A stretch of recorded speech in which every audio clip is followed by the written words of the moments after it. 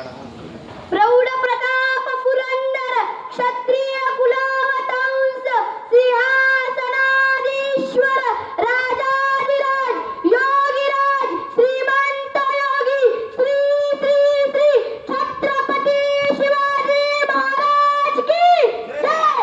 छत्रपती शिवाजी महाराज की जय। बस आता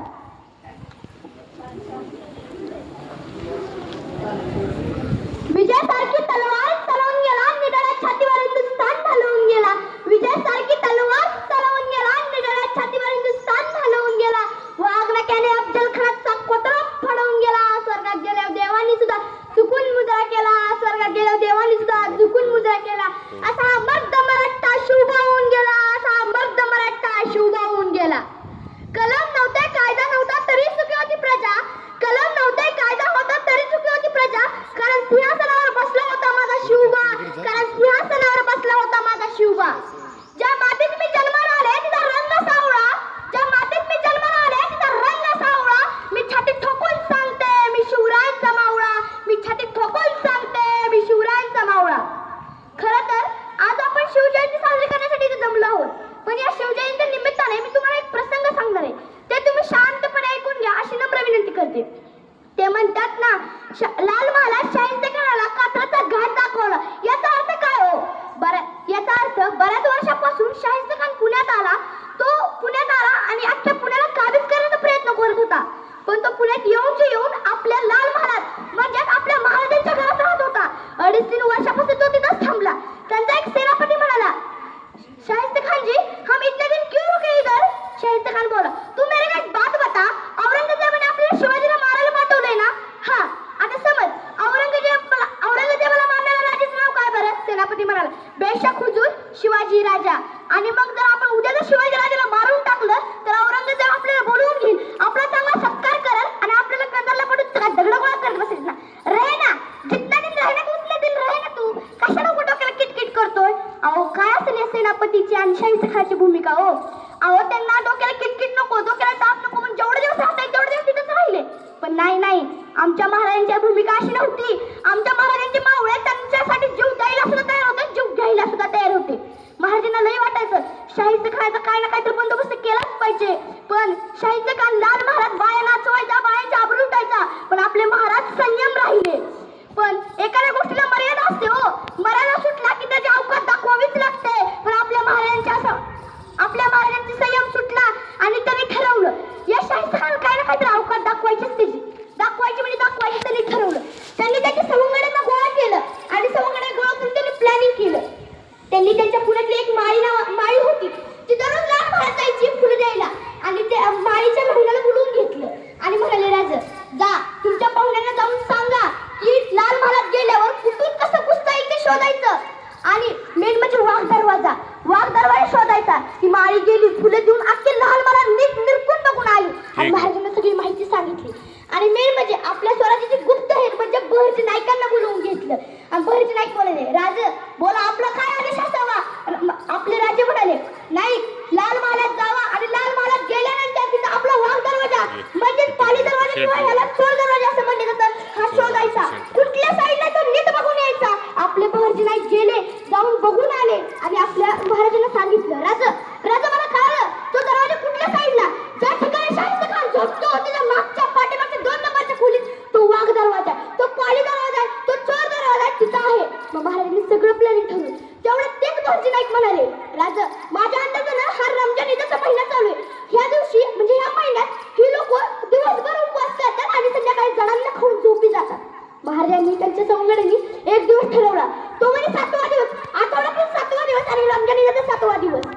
मग त्यांनी एक युक्त्या करायला सुरुवात केल्या, पण महाराजांनी त्यांच्यातल्या एका माणसाला लग्न करायला सांगितलं आणि लग्न करायला सांगून त्या माणसाने शाहिस्ते खानाकडून परमिशन घेऊन सांगितली आणि मिरवणूक काढायचं सगळं ठरवलं। त्यांनी ठरवल्यानंतर महाराजांनी त्याच 7व्या दिवशी औरंगजेबाचा वाढदिवस असल्यामुळे दर 3 तासात तोफा वाजवला जायचा। पण महाराजांनी प्लॅनिंग केल्यानंतर महाराज म्हणाले, दुसऱ्या तोफेची आपण भिंत तोडायची, वाघ दरवाजा तोडायचा, कारण आपल्याला अचानक अटॅक करता येऊ शकतं। त्यामुळं तो वाघ दरवाजा तोडल्यानंतर आणि आपले बहरजी नाईक म्हणाले, आपण सोबत फक्त 300 माळे घेऊन जायचे। किती? फक्त 300। हा, आणि 7वा दिवस उजडला, आपली मिरवणूक चालली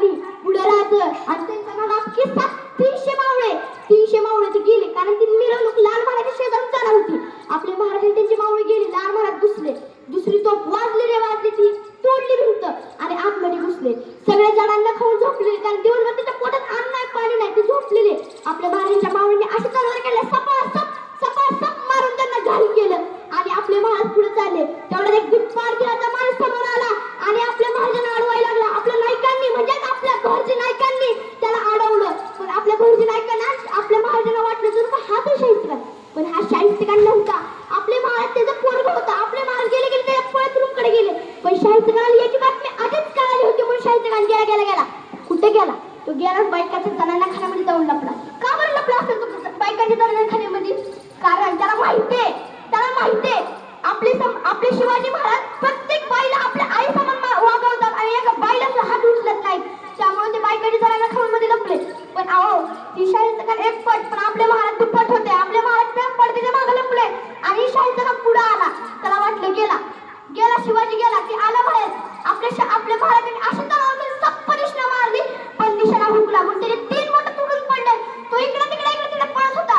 तेवढ्यात त्याची बहीण आली आणि आपल्या राजांना त्या शाहिस्तेखानाला म्हणाली, हुजूर गजब हो गया, वो मेरा दम सीवा मेरी बेटी को उठा के ले गया. तेवढ्यात शाहिस्तेखान म्हणतोय, चुप कर पगली, चुप कर. पगली, वो मेरा दम सीवा किसी की उंगली काट सकता है, वो मेरा दम सीवा किसी की गर्दन मार सकता है, वो मेरा दम सीवा किसी की जान भी ले सकता है, पर वो मेरा दम सीवा किसी लड़की या औरत के ऊपर हाथ नहीं उठा सकता. अहो हीच तर आहे महाराजांची शिकवण. हा, आणि जसे आपले महाराज फरदिशना आले तसे फरदिशना निघून गेले. आणि तेवढ्यात आपले महाराज एका दिशेने निघून गेले आणि दुसऱ्या दिशेने कात्रच्या घाटीच्या दिशेने बैलगाड्यांना मशाली लावून सोडून दिली तिकडे.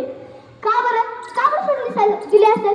कारण शाहिस्तेखानच्या फौजीला आणि शाहिस्तेखानाला वाटावं शिवाजी तिकडे गेला म्हणून ते तिकडेच शोधत बसले. अहो म्हणून तर म्हणतात शाहिस्तेखानाला कात्रचा घाट दाखवला म्हणून तर म्हणावं वाटते, महाराजांची कीर्ती बेभान बल्ल्यांना फुटला गम, याला कोण घालिले सर दारी फुटते बेगम, बडी बेगम. भवानी मातेचा लेक तो मराठ्यांचा राजा होता.